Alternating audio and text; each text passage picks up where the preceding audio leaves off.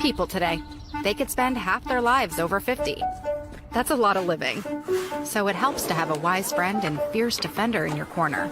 A friend like AARP. So your health lives longer. This is just slow-mo karate? Just slow-mo karate. Your money lives longer. I just bought that.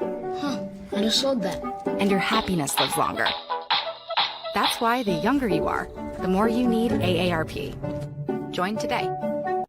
Hello, my name is Teresa Collins, and I am an Executive Council member for AARP Illinois. AARP, a nonprofit, nonpartisan member organization, has been working to promote the health and well-being of older Americans for more than 60 years. AARP Illinois is proud to represent all those who are 50 plus in Illinois and our 1.7 million members. And we thank you for the opportunity to be your wise friend and fierce defender. Our mission is to enhance the quality of life for all as we age, leading positive social change and delivering value to members through advocacy, service, and information. At AARP, we know that staying fit is one of the pillars of healthy living, and we want to help you on your fitness journey. Physical activity can boost memory, improve thinking, and even lower dementia risk. It's not too late to start. AARP is proud to offer today's virtual event to start or continue you on your fitness journey. Have a wonderful class and enjoy.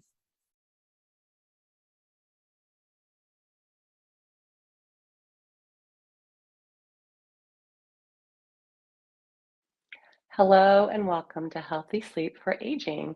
I'm Diane Butera and I am excited that you're here. I'm happy for you because this may be the single most important experience of your life. I know that's saying a lot, but I will tell you that what I have learned about sleep, what I have come to believe about sleep has made such a profound impact on how I view healthy aging that I think this is one of the most important things people could learn about. How you sleep, the quality of your sleep can shorten your life or lengthen your life. It's almost like a secret power, a superpower that we have getting good sleep. But unfortunately, most of us don't get good sleep. So I might have overstated that this is going to be, the end all be all, but that's how excited I am about this. We're going to give you some information to help you understand the importance of sleep and how to experience better sleep. I'm just not going to sit here and tell you, oh gosh, you guys, you got to get better sleep. I'm going to show you how to do it, okay? So later in the presentation, I'm going to do a guided meditation for you. It's something I've taught for years and years, and I have heard from thousands of people of how well it helps them fall asleep or get back to sleep if they happen to wake up. All right, let's get started. What are we going to be doing here? Well, first I'm going to introduce myself, and then I'll go through a lot of information about why sleep matters, the mechanics of sleep, some of the research on healthy sleep, and some better sleep tips. And then we'll do a guided meditation, as I mentioned before. I'll present some resources, and then we'll finish up. Since this is recorded, there's not an opportunity to ask me questions, but I do try to show up for the live, for the presentation of the recording, so I can be in the chat with you all. All right, so let's stay on this slide while I introduce myself. Again, I'm Diane Butera, and I think the most important thing for me to cover right here, right now, is why I'm teaching this. So I'm going to go back a ways, back. You guys have, many of you have heard this story before. I'm going to go back to when I thought that good health showed on the outside. And so, I was an athlete. I, really was concerned about my weight. I thought, that's being healthy. Never mind that I didn't look at sleep. I didn't really look at good nutrition. But as I got older and I started to realize, hey, I do want to be around for a long time. When you're young, you think, oh, 30 is old. If I make it to 30, that'll be great. Anybody else ever feel that way? I've heard so many people say that. All right, so as I got older, I thought, wow, I'm going to need this body a lot longer. So I got more and more interested in what really constitutes good health and how to live longer, healthier. Unfortunately, I got a big wake-up call, but you could say fortunately because it's had some amazing benefits. My wake-up call was I was diagnosed with ovarian cancer, and that was 14 years ago. So 14 years ago, I was almost almost 54. Yeah, almost 54. And so that led me down a different path where I really got into mindfulness tools. I was really fortunate that someone gave me a CD. Remember when you used to put in CDs and listen to them? No more, no Spotify or Apple iTunes. So they gave me this CD, and they gave it to me after I had undergone surgery. I had a complete hysterectomy, and I didn't know what to do because I was super active. I said, "Oh gosh, I need something to do." So they gave me this CD. So I put in the CD thinking, "Oh, it'll be gentle exercise, right?" So the first words of the CD were, "Lie down, get completely comfortable so that you won't have to move for the next hour." Hmm, not what I was expecting. But it was a yoga nidra CD, and it was all about how to deeply relax the body so the mind can relax so that you can find either better sleep or change what you need to change in your life, because it's almost like well, let's just say it is a self-hypnosis when you go into this deep, deep rest where the body's completely relaxed. You're into this self-hypnosis stage where you're into theta brainwave, where the subconscious is much more suggestible. So it takes quite a while to get there. It doesn't happen in 10 minutes. It's a long process, but I'm gonna give you a little taste of what it's like in our guided meditation. So anyway, I listened to this and it made sense to me. And I started using it every single day that I was going through treatment. And I still use it today, but just different formats of it. But I found that it was such a powerful tool for me. First of all, it was a tool that I was in control of. Nobody was doing something to me. I could do it for myself. And it took away the fear that if you've been diagnosed with cancer, you know what I'm talking about, that fear that almost immobilizes you so that you really um, can't move forward and do what you need to do because you're stuck in that fear. So that's what helped first, is it helped remove fear. It helped me with getting good sleep, which is so important. You're going to see why. It helped me be able to feel like I was moving towards health and not stuck in cancer.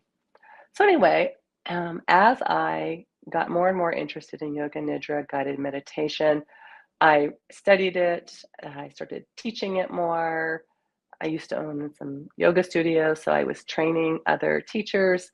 I was working with professionals, therapists, in how to use this format to help their clients' patients. And the feedback was amazing, that people found it so effective with helping them find better sleep. That's why I incorporate it into this presentation so that you get a taste of what it's like. Because of all the great feedback, because I saw it help people, I stuck with it. And because feeling like I have some meaning in this world, I want to teach it. It's really important to have purpose and meaning. And so this is one of the ways I get purpose and meaning in my life, is to share this information with you all. It gives me great pleasure to know that I'm helping. And if you find any benefit from this, you've made my day. All right. So that's a little bit about me, why I do this. I think it's important to know. I also want to add up to this that a lot of, I'm going to say 99% of what I'm going to say here today is evidence-based. So I don't just willy-nilly say, "Oh, here's what Diane has to offer, and you should believe me." No, I'm really not the expert in the room. I've drawn from the experts, neuroscientists, people who have done the sleep research to show us what is really the real deal about sleep. And when I talk about evidence-based, what I'm talking about is using robust research. So yeah, I like it, WebMD. It's got some good stuff on there, but it's not the same as looking at journals that are peer reviewed, meaning that people who are in the profession are looking at the research and saying, yeah, this is good research. And so there are journals, journals of medicine, journals of all kinds of journals that are peer reviewed, and the most respected ones are the ones you want to pay attention to. So where does the layperson get this information? What I recommend for you is you go to the National Institute for Health and NIH, and or PubMed. That's another way to access it. And that's where you're going to find the really good research. So if you're a geek, if you like to get the research behind that, then you can use those two resources. So again, evidence-based, it's an important term that I want you to remember. And that's why I keep mentioning that, because like there's so much information out there. What do you know? How do we know what to believe, right? All right. So I just want to add that little bit in there. Let's go to the next slide. All right. I keep saying sleep is so important. So why does sleep matter? Well, unfortunately, sleep has really not been given its fair press. And now it is. It's very interesting that over the centuries, as we've become less healthy with our sleep, statistics are showing that it has really affected our health. So the latest research shows that sleep enriches our ability to learn, to memorize, and make logical decisions. Not a bad thing. It helps us with our emotions, and it improves learning. The other thing that sleep does is it helps prevent disease. It helps us with maintaining healthy weight, and it helps us have a more enriched life because our endocrine system, which is responsible for our hormones, is in tip-top shape when we get good sleep. So it's vital. All right, let's move on to the next slide. So how's your sleep? Well, I know a lot of people who say they sleep really well. Unfortunately, that may not always be the case. So here's a couple of questions to answer. If you didn't set an alarm, would you wake up at the time you want? Can you function optimally before noon without caffeine? And lastly, do you find yourself rereading things? So you go ahead and answer those questions. Let's see where we are with that. All right, next slide.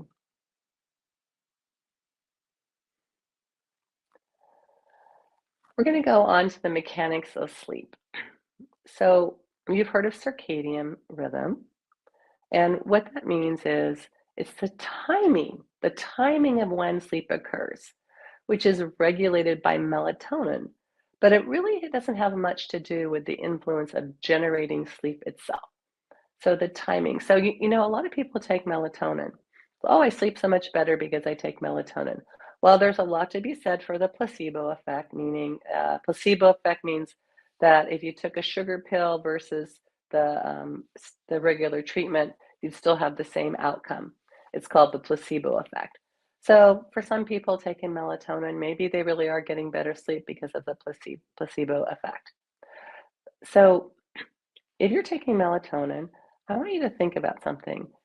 What the studies have shown is that melatonin gives you about 9 minutes of edge. It helps you fall asleep about 9 minutes faster than you would have had you not been taking melatonin. When you think about all that money you're spending, is it worth the 9 minutes? So it's just about the timing of when you fall asleep, right? It's not about how good your sleep is or how restful your sleep is. The other factor that affects sleep is your sleep pressure. Adenosine is a really important thing to remember. Adenosine is a chemical and it builds up in your brain and that helps you sleep. Very important to understanding that adenosine is the buildup of this chemical, because what happens when you intake caffeine, that affects the buildup of the pressure of adenosine. So it's interfering with that pressure buildup. That's what caffeine does. It's not like it says, oh, I'm going to keep you awake. It says, no, I'm going to work with adenosine. All right, next slide, please. So the mechanics of sleep, I want to talk to you about your sleep cycle.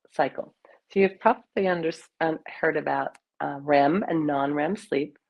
REM stands for rapid eye movement. So the N is non-rapid eye movement. When you're in REM sleep, this is when you are dreaming.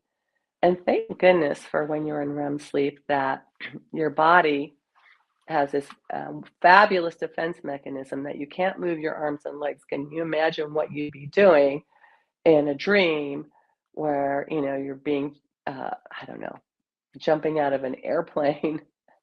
What you'd be doing with your body if we didn't have this fabulous built-in defense mechanism that you can't move your body when you're in REM sleep. So here's the typical cycle. You start off in non-REM sleep, and then you go into REM. That's your dreaming. And then you repeat this. The cycle's about 90 to 120 minutes. And what's so important to know about this is that you have to get enough of REM and non-REM sleep. The REM sleep is probably where most people get cut short. So if you wake up in the middle of the night, you didn't get to complete your cycles, you didn't get enough REM sleep. And later I'm going to tell you the importance of REM sleep. I just wanted you to understand what this sleep cycle is all about. REM sleep is where you integrate things. It's where you get to connect all those past experience and build a more accurate model of how the world works. It's really important for creativity. So you want to be more creative, get your REM sleep. All right, let's go to the next slide.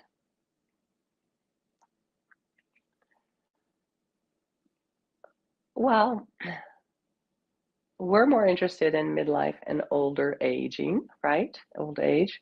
I don't like that phrase, old age. As we get older, midlife and as we grow older. But let's talk a little bit about childhood sleep for a second. This is where the brain matures, that there are changes in deep non-REM sleep that precede the cognitive and developmental milestones. So very important that children get to have that deep sleep, right? And then as you start to age, let's say you're in high school, also really important. That's a problem with what's happening in schools, and they're starting to acknowledge this, that having a teenager start school at 7 a.m., it's not good for their brain. It's not good for their body. So as we come to understand sleep a lot better, we understand that it's important that children be able to work with their natural sleep cycles. And that's why a lot of schools are starting high school later. So going on to midlife and older, fragmentation. So what is fragmentation? Fragmentation means you're getting intermittent sleep. Fragmentation is when you get up to go to the bathroom in the middle of the night, that's fragmented sleep. I know, really hard to change, but try not drinking after 6 p.m. It's important. No liquids after 6 p.m. That's fragmented sleep. A lot of us don't even realize we're getting fragmented sleep because it can be very subtle. It could be waking up from just a little bit of waking up because we're in pain and we're uncomfortable. That's fragmented sleep.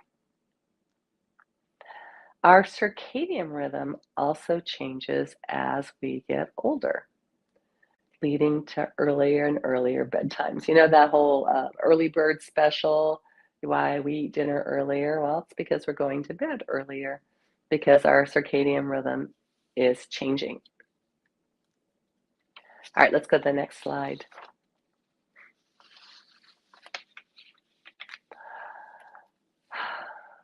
Well, here's the bad news of what sleep deprivation causes in us. So you can look over that, look it over all the different negative outcomes, everything from cancer to Alzheimer's to chronic pain. There are a lot of building blocks to how this occurs in our bodies. I'll try to give you a little bit of why this happens, the sleep deprivation causing all these problems. But what I want you to know is that I think the most important thing is no less than 7 hours of sleep every night, of good sleep, not interrupted sleep. And that 9 is even better. And if you think that you're that person, oh, I don't need 7 hours sleep, I get by fine with 6 hours sleep, it could be true. You could be that 1% of human beings that can get by on 6 hours sleep and be healthy, but it's 1%, and it's pretty much in your genetics. It's part of the genetic code on why you're able to do that. All right, let's see, what else do I want to tell you? Well, let's just go to the next slide. All right, what's stopping you from sleeping? Constant electronic lights. So you know that Kindle or that iPad that you're reading on when you're in bed? Not a good thing. In fact, it can cause up to a 2 hour delay in signaling that it's time to go to sleep. So if you can start reading a book instead, that would be great. All right, regularized temperature. When we have this regular temperature in our bedroom, morning to night, it's actually interfering with good sleep. We want our room to be cold. How cold, you ask? 65 to 68 degrees. Ah, that's cold, but it's so important. Having the room colder will help you fall asleep better. It'll help you stay asleep even better.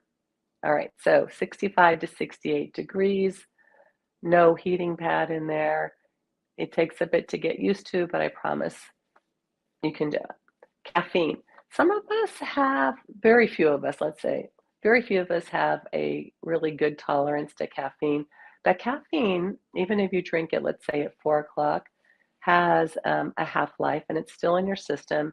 And that, as I mentioned before, can affect the pressure of adenosine. So it interferes with sleep, good sleep. And sadly to say, because I do enjoy a glass of wine, that alcohol, huge impairment to good sleep. And the best I can say is abstinence.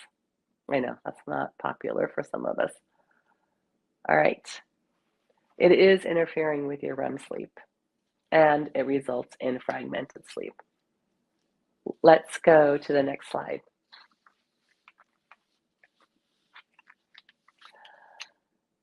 Oh, sleeping pills, sleeping aids.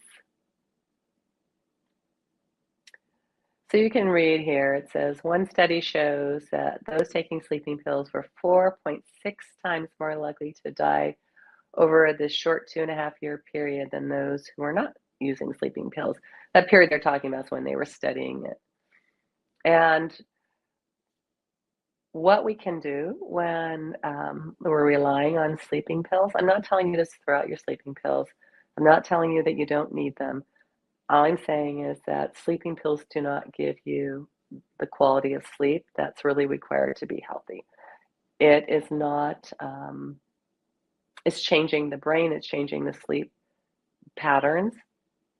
And that if sleeping pills are an important part of your life, what the research has discovered is that using cognitive behavioral therapy, it's CBT is what it's short for, if that's the acronym CBT, that is the number one treatment. If you go to your doctor and your doctor doesn't ask how you're sleeping, that's kind of an important myth. It's a very important myth. And I don't know if most physicians ask that because maybe they're not sleeping well and they haven't thought about it. I don't know. But even if they are asking it, do they really know what the research shows and do they know how to help you? If you are struggling with your sleep, if you are relying on sleep aids, if you're starting to think, maybe I'm not getting good sleep, then I would go to a sleep specialist and have your sleep assessed. I want to pause right here and talk about snoring. If you are snoring, it's interfering with your sleep. And it's certainly interfering with the sleep with the person next to you if you're sleeping next to somebody. And one of the most effective treatments I found for snoring is very simple, very inexpensive, but it's a small piece of first aid tape, that little blue first aid tape that goes across the mouth. You can put it this way or this way to keep your mouth closed. It's very hard to snore with your mouth closed. So try that first. If it feels like, oh my gosh, I couldn't do that, try just walking around for 30 minutes in the daytime to get used to it. I can attest to the fact that it really changes snoring habits. My husband is a heavy snorer. He uses the tape. I have one in my travel bag in case he forgets what his when we're traveling, because that's how I get better sleep. All right, so just an aside, if snoring is an issue, you want to look at that. You want to be sure that you don't have sleep apnea. That's why it's good to see a sleep specialist. So I do want to mention that.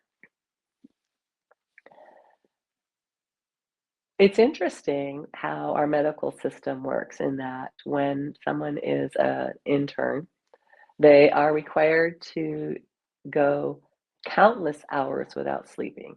So let's think about that. Now that we know that sleep is so important, that it affects how we think, how we react, our cognitive processes, our reaction, our fine motor skills. Why in the world would you want a surgeon to perform your surgery with little sleep, right? An interesting little fact here. The guy that came up with this whole idea of how to train doctors, turns out he was a cocaine addict. Go figure. And you can see what it says here. The number of errors increase when residents and doctors are deprived of sleep. They themselves are much more likely to die in traffic accidents after a long shift. Let's go on.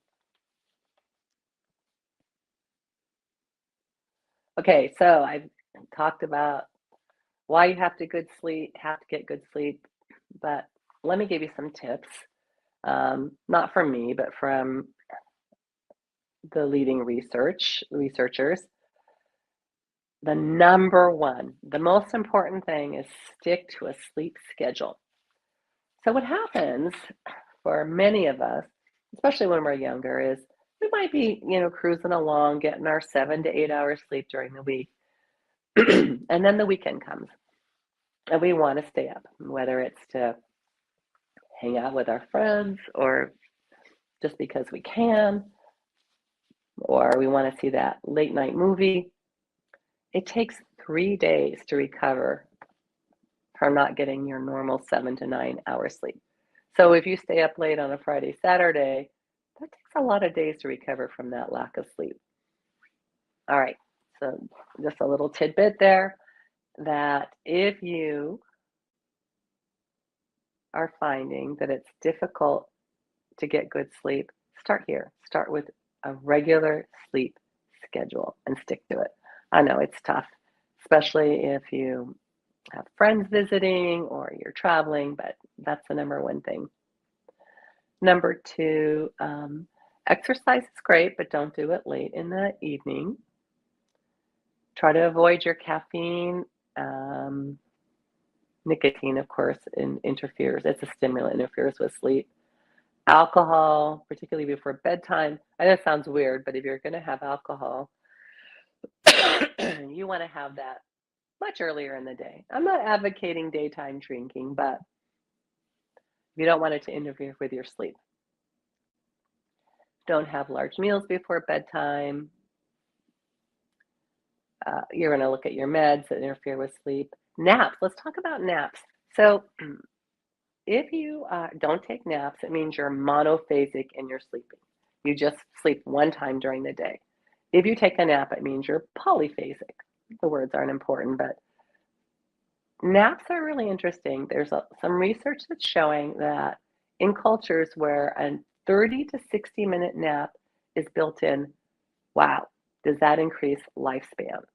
So not a bad thing, not a bad thing at all, that siesta. 30 to 60 minutes, so it's not a long nap, and it's earlier in the day, before 3 p.m. So if you're going to take a nap, do it before 3 p.m. and make sure it's not more than 60 minutes long. It really can benefit our health, but if you don't need to take a nap, that's great too. If you get that feeling like you're kind of drowsy in the middle of the day, it could be because you're one of those people that does need the nap, or it's just kind of built into your um, sleep mechanisms. But drinking coffee is not the way to go. If you can, get up and get more physical, get more active if you're not going to take that nap, and especially if it's after 3 o'clock. All right, so you can read what's going on here in terms of good tips for better sleep, but I want to talk about taking the hot bath. So why is that good? I just told you to sleep in a cold room. Well, when you take a hot bath, it brings it brings the circulation to the surface level, and it cools your core. So that's why taking a hot bath or hot shower is good for you, because it actually cools your core. And it doesn't quite make sense if you think about it, but that's the physics of that. Having a dark room is good. And when you get up in the morning, you can get some sunlight right away. If you're having trouble falling asleep, don't lie in bed. So for those of you with insomnia, one of the worst things we can do is lie in bed when we can't fall asleep. Your bed has to be a place that cues sleeping. So watching TV in bed, not such a good thing. Even reading in bed. You want your bed to be that place where you think of, this is where I sleep. Let's go ahead and move to the next slide. All right, before we move on to the guided meditation, I do want to talk a little bit about different diseases that occur as we get older. Alzheimer's disease. Wow, there is a lot of great research that shows that people who don't sleep well, who get shorter sleep, are more prone to Alzheimer's disease. So that's a really good motivator for getting better sleep, right? Again, the shorter your sleep, the shorter your lifespan. In terms of your cardiovascular system, let's talk about heart attacks, because that's something that's very common as we get older. Heart disease, heart attacks, the leading cause of death. Here's a fabulous study to drive the point home. So you know how we have daylight savings time and we lose an hour and then we gain an hour. So the research shows that when we lose an hour, the incidence of heart attacks goes up 24% right after that we lose that hour of sleep. 24%. And when we go back, the incidence of heart attacks down by 20%. So if you don't think sleep is affecting your heart, the research shows otherwise. I do want to talk to you a little bit about weight gain and obesity. It's kind of a vicious cycle that if you, excuse me, if you have extra weight, excess weight, it affects how you sleep. It changes what the fat burning mechanisms that are happening. And when you are carrying extra weight, it also increases that urge to eat more carbs, so that it's kind of this vicious cycle. So getting good sleep and losing weight, kind of need to do them in tandem. All right. Let's go ahead and move on to this guided meditation. So I'm going to have our moderators spotlight me, talk a little bit about this guided meditation. Hey there. All right. So this guided meditation, before we actually start doing the meditation, I'm going to show you a couple of things to do to prepare for relaxing for bedtime. And then I'm going to do a short meditation. When I say short, I'm used to doing it for an hour long. I'm going to do a short meditation that will show you how relaxing the body can relax the mind. So you will need a place to lie down and not be disturbed, a place where you're going to be comfortable. So maybe you need a blanket, a rolled cushion under your knees, whatever it is that you're going to need, have all those things available to you. But before we get started, I'm going to show you a breathing technique and then a restorative movement to prepare you for deeply relaxing the body. All right. So this breathing technique is called bee breath or Brahmari. And just watch for a second. It's pretty simple to do. You cover your eyes, you plug your ears, you take a big inhale, and you hum. So it looks like this.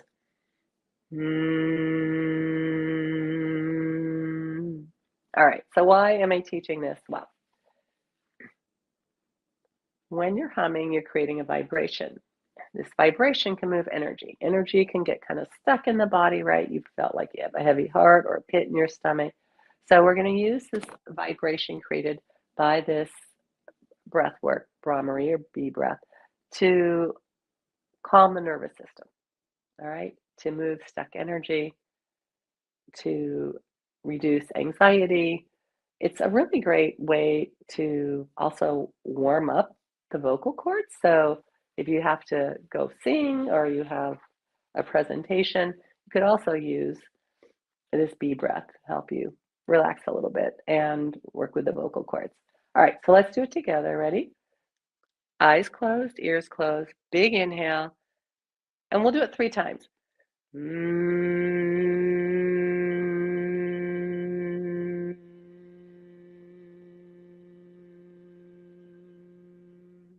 Again.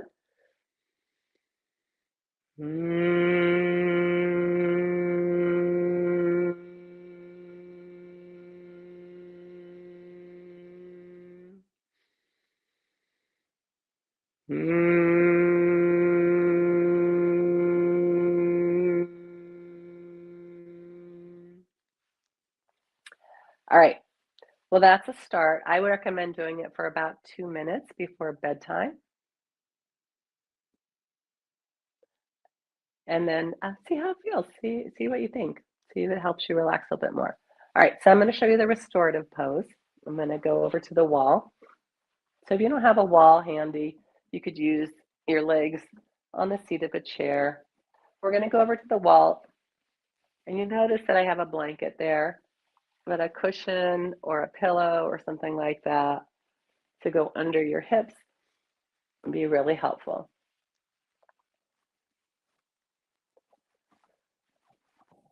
So legs up the wall, this restorative pose.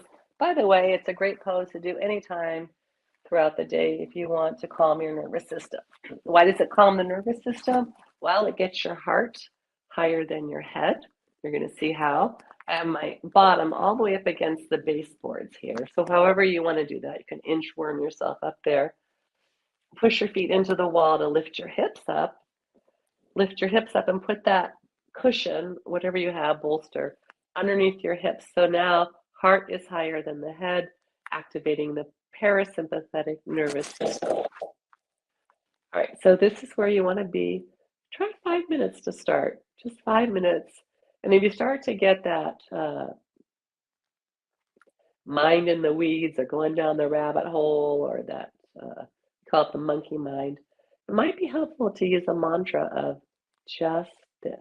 So you say to yourself over and over again in your mind, just this, just this. So we're going to stay here for a minute because I want you to have this opportunity to calm your nervous system before we start the guided meditation.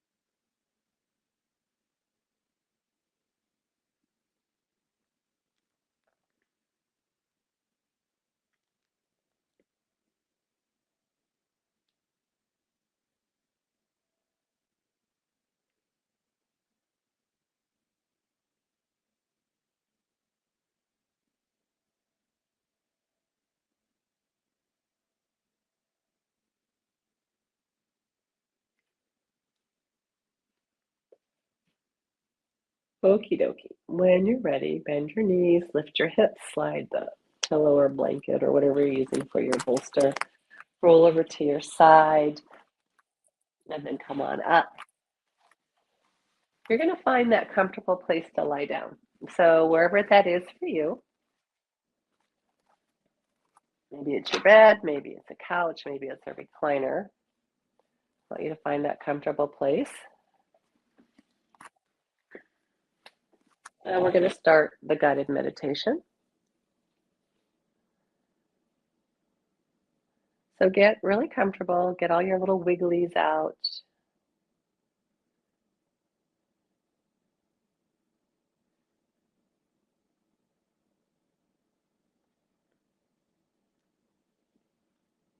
Make sure you're not going to be disturbed.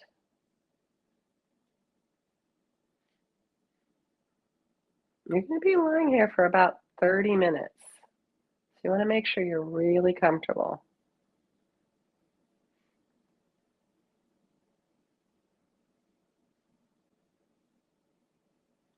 If you fall asleep, don't worry about it. You probably needed to fall asleep.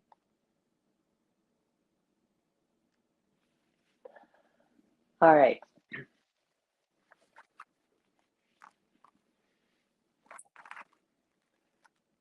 This is almost like going to sleep, but it's a light sleep. All right.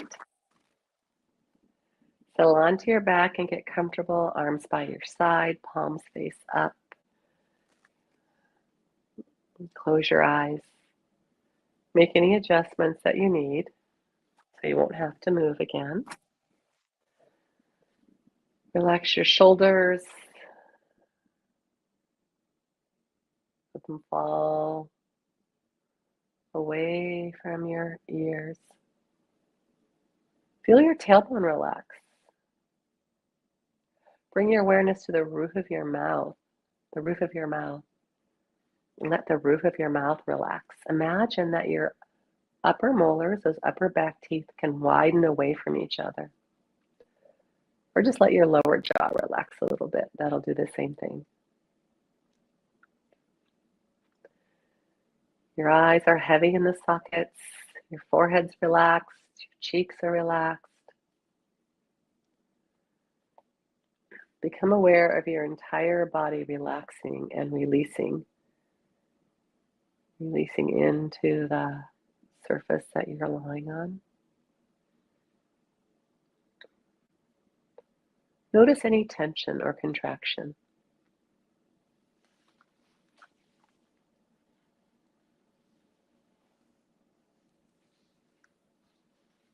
Anywhere that you're less than completely relaxed, I want you to breathe into that area. And with the exhale, let it go. Soften that area. Do it again. Breathe into that area. Let it soften. And with a nice long exhale, exhale all the way. Let it go. Begin now to let go. Have the intention to simply be present. Nothing else to do, just be present. Relax into that present moment awareness. Effortless presence. Be aware that your body is resting.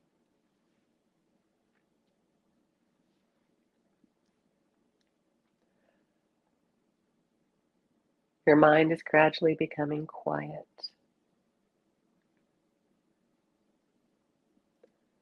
Take a nice long inhale. Hold your breath for a second or two.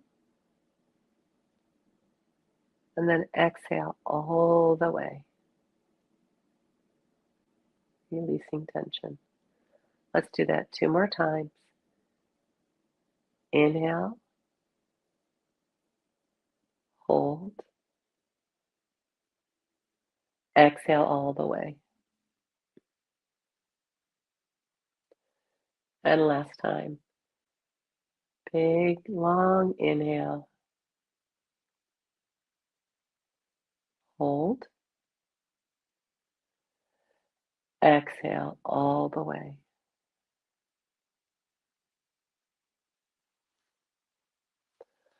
Body and mind resting deeply.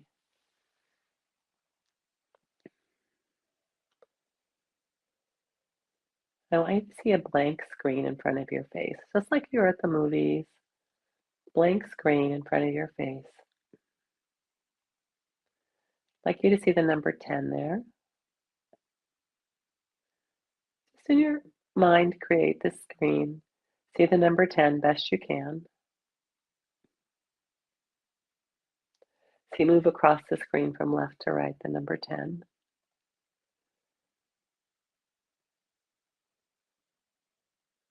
And then the number 9 moving across the screen, left to right, as you become more and more relaxed. 8, going deeper and deeper into a state of relaxation. 7,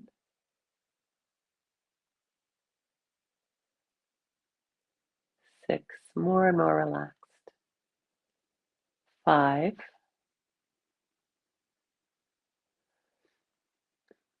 4, deeply relaxed. 3,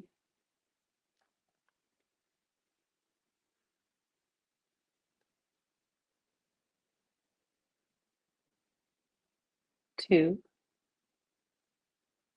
completely relaxed. See the number 1 and the number 0. You're completely relaxed.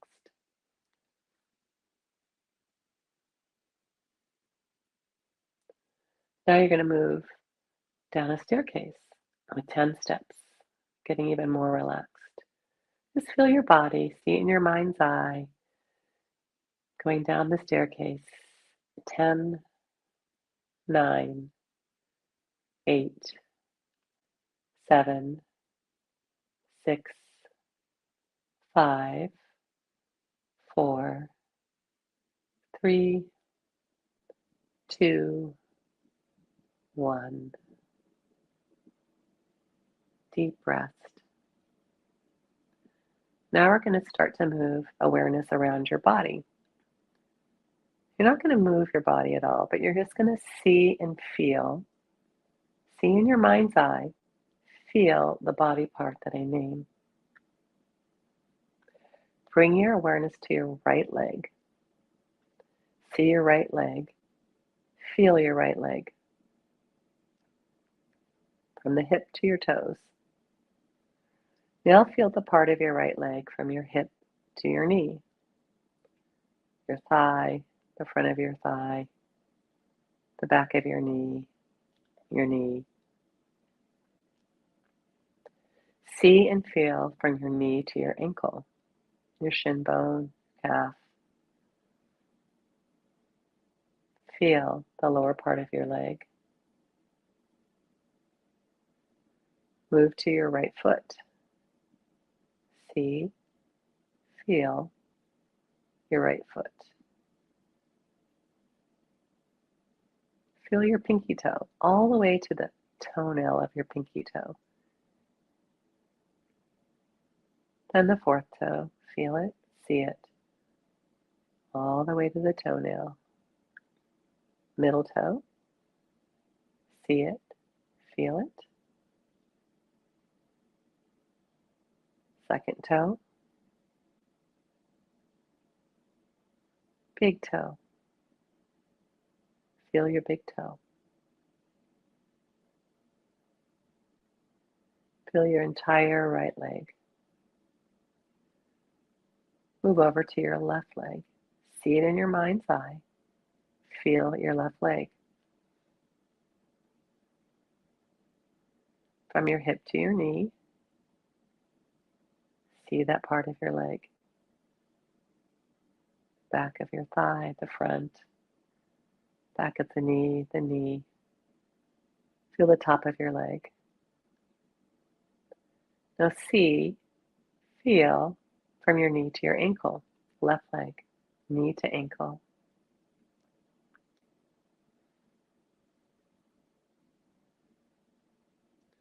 left foot. Feel your left pinky toe all the way to the toenail. Fourth toe. Third toe, all the way to the toenail. Second toe. Big toe. Feel your big toe. Feel your entire left leg.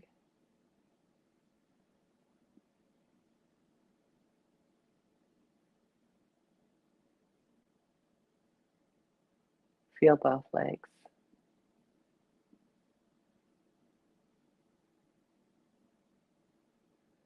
Come up to your torso.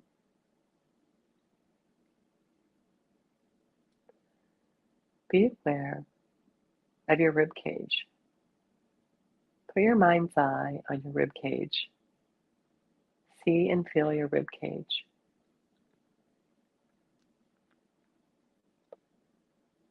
With that internal awareness, feel your heart. Feel your beating heart. In your mind's eye, see your lungs, feel your lungs. And best you can, see all your internal organs. Awareness of all your internal organs.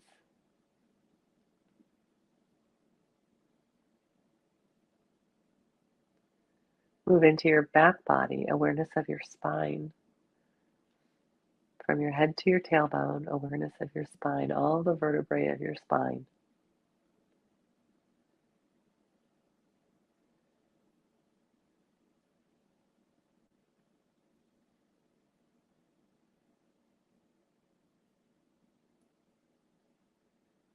Be aware of your head, your skull. Feel the hair on your head.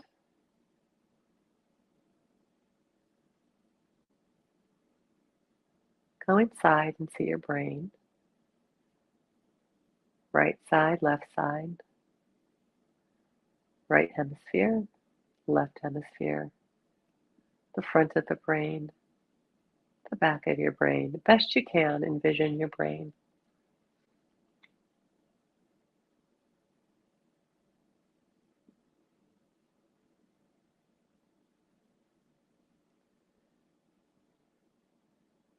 Feel your whole head. Now go to your face. Be aware of your forehead.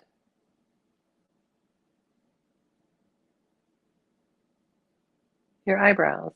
Feel each tiny hair of your eyebrows.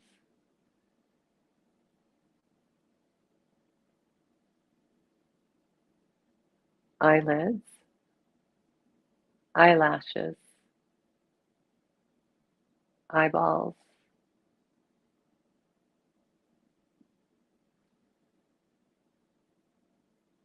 Go to your nose. Be aware of each nostril.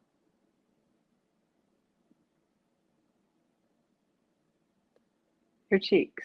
Right cheek, left cheek. Your lips. Upper lip. Lower lip. Go inside your mouth. Feel, see in your mind's eye your teeth. Upper row of teeth. Lower row of teeth. Your tongue. Feel the bumpiness at the top of your tongue. The smoothness underneath the tongue. Be aware of your tongue.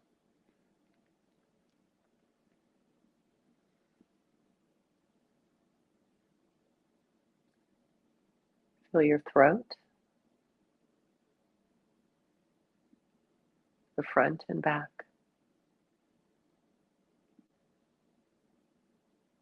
Go to your right shoulder. Feel your right shoulder. See your right arm in your mind's eye. See it, feel it, your right arm.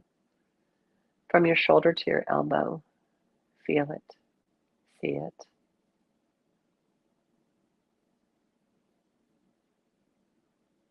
From your elbow to your wrist. See it, feel it. Be aware of your right hand. Go to the pinky finger and feel your pinky finger all the way down to the fingernail.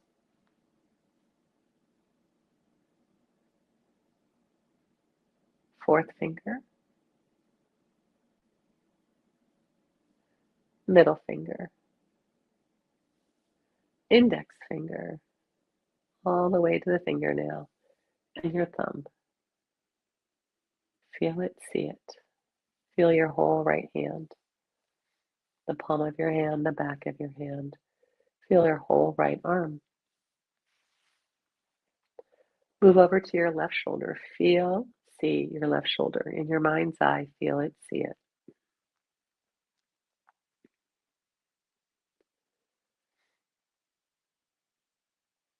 Feel your whole left arm.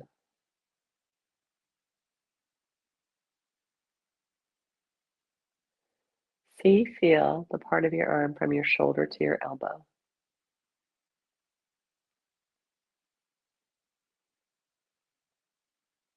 From your elbow to your wrist.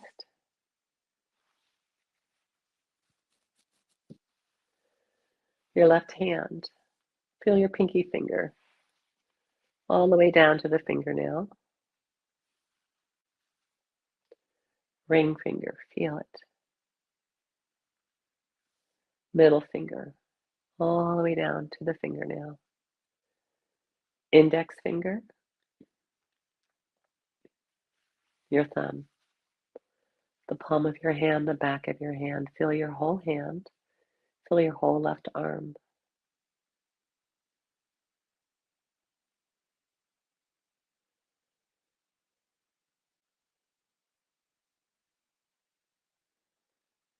Feel your whole front body.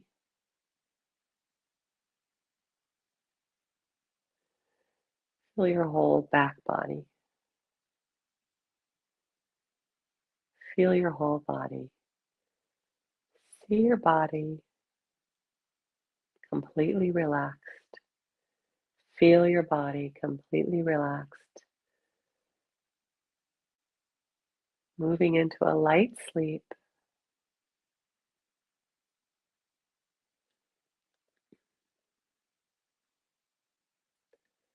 Send yourself the powerful message, I sleep well. Say to yourself, I sleep well. I get a great night's sleep. I get a great night's sleep. Just say it to yourself.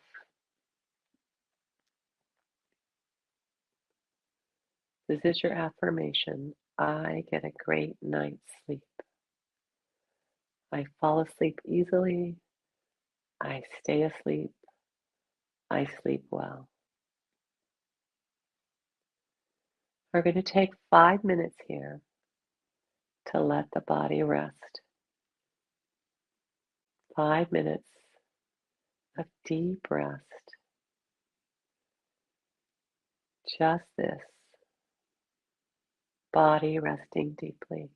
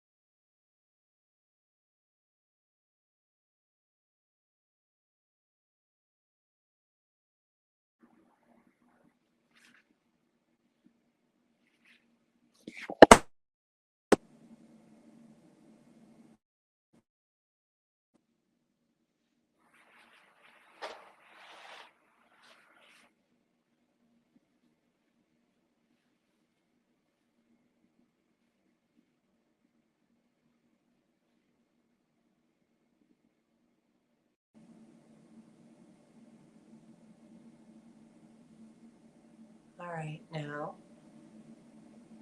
coming back to awareness. You're starting to come back out of your rest, coming back to awareness. I'm going to count to 10 slowly. So you can come out of your deep rest. You're coming out of this coming out of the guided meditation. 1, starting to become more alert and awake. 2, you can start to move your hands, maybe make some wrist circles, move your toes, your feet. 3, becoming more and more awake. 4, wider awake. 5, open your eyes, becoming more and more awake. 6, more alert. 7, out of the guided meditation. 8, say to yourself, I am no longer in a guided meditation. 9, and 10, completely wide awake, refreshed and alert. All right, we're back. So I don't know quite how long that was, but it was at least 25 minutes there. Hope you did well with that. So just a little sample of what a guided meditation, what something like Yoga Nidra, Theta brainwave training goes by different names, can do for helping you find deep rest and hopefully better sleep. Let's go back to the slideshow. And we can go to the next slide.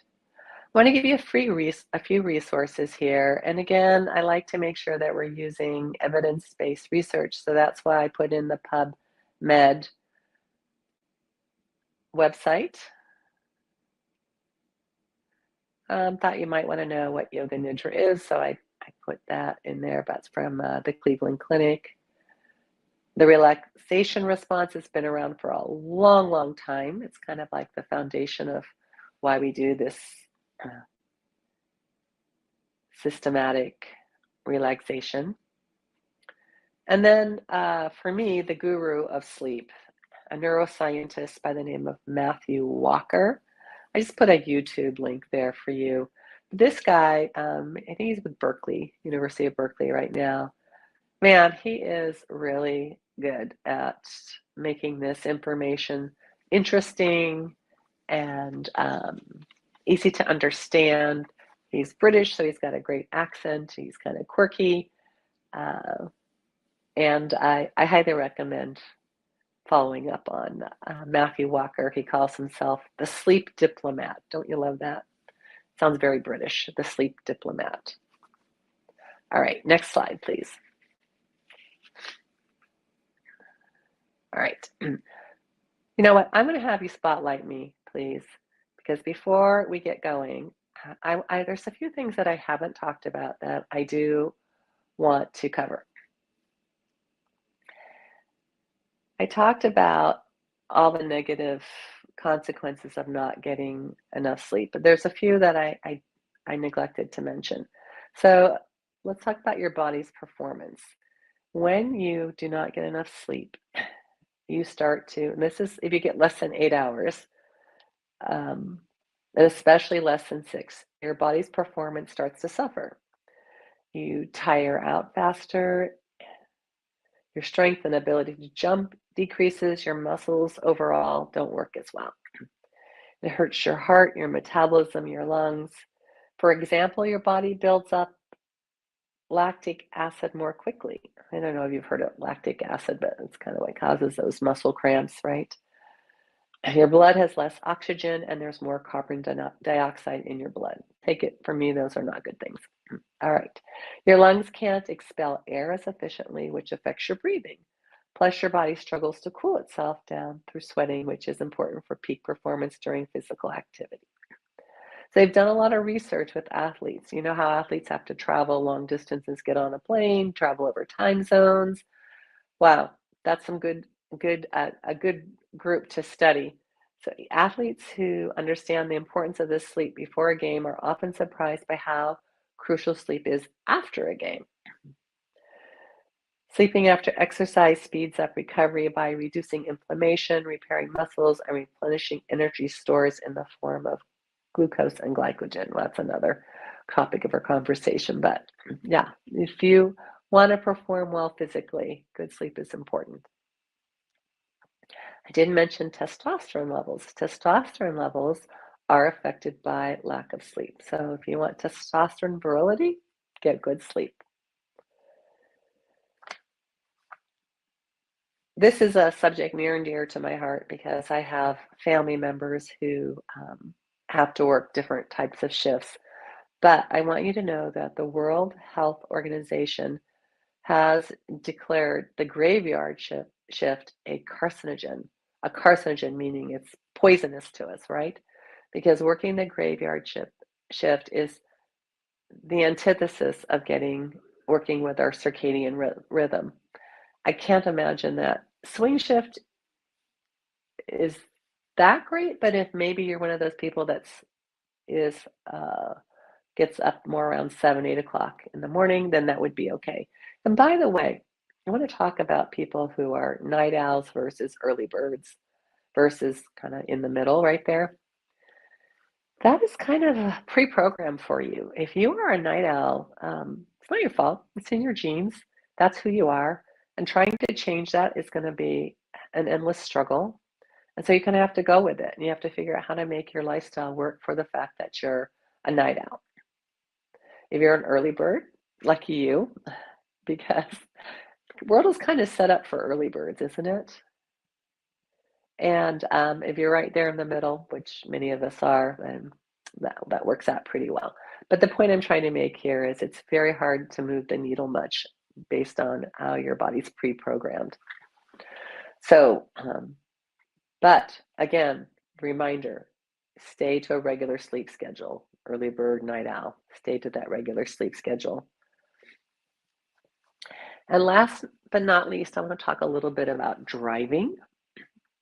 Driving when you're sleepy, well, let's just say this, the amount of accidents caused by drivers who were drowsy or sleepy is really astronomical.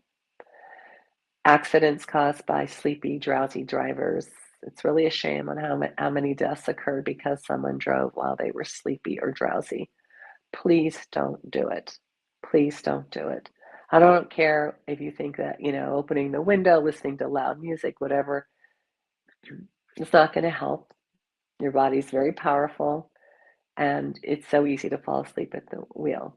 So there's a few things I'd like you to get from this presentation. One is a regular sleep schedule. Don't drive when you're drowsy or sleepy or have lack of sleep. I think those are the two most important things. But I do want to go back to this whole thing about sleep hygiene and how to get your best night's sleep. So remember that these are adjustments to make. Don't be hard on yourself. Start with whatever easiest. Do your best.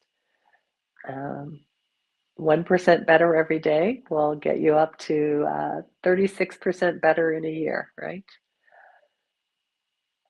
I think that's about all I want to say on the subject of sleep right now, other than I hope you get a great night's sleep tonight. Thank you for joining us. I'm very thankful to AARP Illinois, to Teresa Jones for allowing me this opportunity to speak with you. If you have questions or comments, please feel free to follow up. I included my email. Our time together is short but precious. Sleep tight, be well.